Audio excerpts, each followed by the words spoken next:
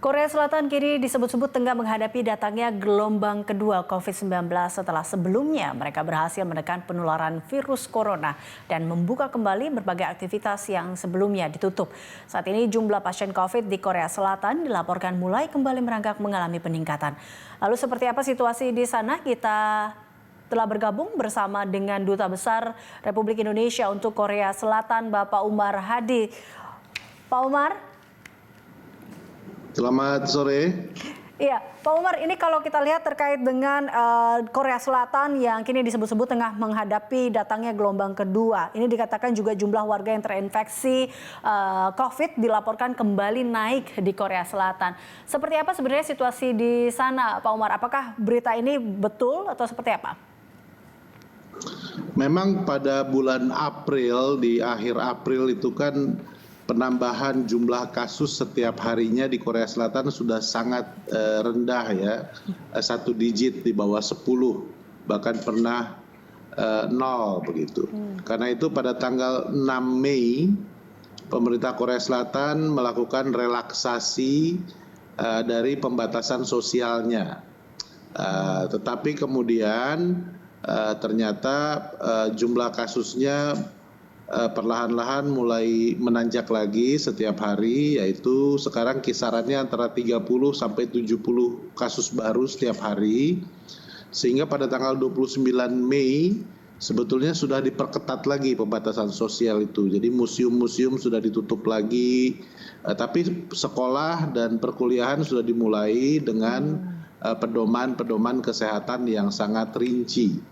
Nah, ini situasinya sekarang. Jadi disebutnya memang belum betul masuk gelombang kedua, tetapi diwaspadai ada kecenderungan ke arah gelombang kedua. Tetapi kasus-kasus baru yang meningkat ini terjadinya sekarang hanya di 3 kota.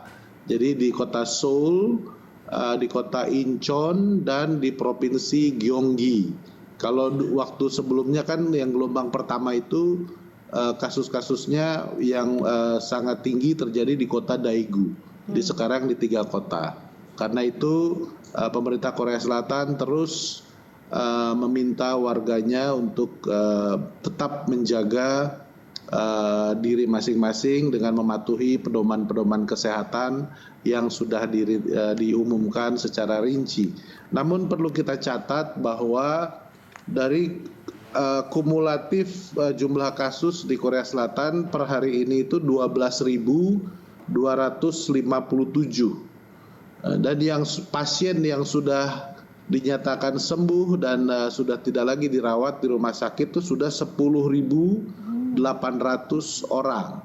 Karena itu di rumah sakit Korea Selatan sekarang pasien yang dirawat tinggal jumlahnya 1.177 orang. Dan angka kematian di Korea Selatan juga relatif rendah, yaitu sekitar 250-an korban jiwa. Oke, Pak Umar, ini tadi Anda katakan bahwa penularan yang cukup tinggi atau terjadinya kasus yang begitu besar di 3 kota, yaitu Seoul, Incheon, dan Gyeonggi. Nah ini kalau dilihat terkait dengan klaster penularannya, ini di mana saja yang dominan? Karena mengingat bahwa sekolah, universitas dan juga masih dibuka di sana, atau mungkin pusat perbelanjaan, tempat hiburan atau wisata. Ini apakah memang menjadi sebuah klaster-klaster yang memang patut diperhatikan oleh pemerintah Korea Selatan sejauh ini, atau seperti apa, Pak Umar? Ya betul, dari data yang ada yang paling menjadi pusat perhatian adalah tempat-tempat hiburan malam seperti klub malam, lalu tempat karaoke ya. Ini yang menjadi perhatian utama. Yang kedua adalah fasilitas ibadah ya, gereja-gereja. Ini dulu di waktu di Daegu juga kan sumbernya adalah dari satu tempat ibadah. Sekarang pun ada beberapa tempat ibadah yang menjadi klaster baru. Kemudian yang ketiga itu fasilitas kesehatan, gym, ya, fitness center. Okay. Ya.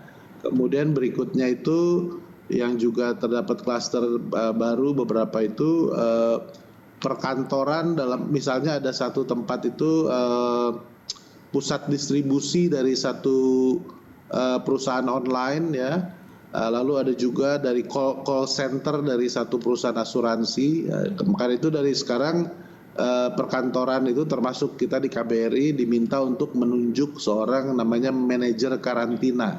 Jadi orang yang bertanggung jawab untuk menjaga kesehatan dan keselamatan di lingkungan kantornya. Oke, ini menjadi salah satu langkah yang diambil oleh pemerintah Korea Selatan juga ya untuk menangani terkait dengan penyebaran COVID-19 ini. Tapi langkah lain juga apa yang diambil oleh pemerintah Korea Selatan untuk menangani penyebaran COVID-19 ini, Pak Umar, terutama untuk 3 kota ini? Saya kira semuanya kan akhirnya kembali pada kesiapsiagaan dari aparat otoritas kesehatan setempat ya. Saya kasih ilustrasi misalnya beberapa hari yang lalu ada satu gedung di dekat KBRI ya, ada kebetulan di gedung itu di lantai basementnya itu ada kayak pujasera gitu ya, yang dimana karena makanannya enak-enak, banyak dari staf kami itu kalau makan siang suka di tempat itu. Nah, tiba-tiba satu hari pada waktu itu hari Jumat, saya ingat kita dapat pengumuman melalui handphone masing-masing bahwa mereka yang berada di gedung ini pada tanggal 25, 26, 27 kalau nggak salah itu Mei diminta untuk segera datang ke tempat-tempat tes terdekat untuk dilakukan PCR test. Kita manajer karantina di KBRI langsung mendata berapa dari staf kami yang ada di gedung itu pada tanggal-tanggal tersebut. Dapat 7 orang ya langsung kita minta untuk segera tes. Ternyata hari itu di kawasan sini banyak sekali orang yang mau tes karena rupanya itu tempat makan yang cukup populer ya. Karena itu ada 2 tempat tes di kawasan sini, itu tiba-tiba menjadi penuh, jadi antriannya panjang. Tetapi besok paginya, hari Sabtu pagi, itu ada di taman di dekat KBRI sudah berdiri tenda-tenda sebagai tempat tes sementara yang satu hari bisa melakukan tes sampai 2.000 orang. Jadi cepat sekali dilakukan langkah-langkah itu sehingga masyarakat juga tetap tenang begitu. Oke, upaya yang cepat dilakukan oleh pemerintah Korea Selatan untuk menanganinya. Baik Pak Umar, kita akan lanjutkan perbincangan ini usai jeda dan pemirsa Prime Time akan kembali sesaat lagi.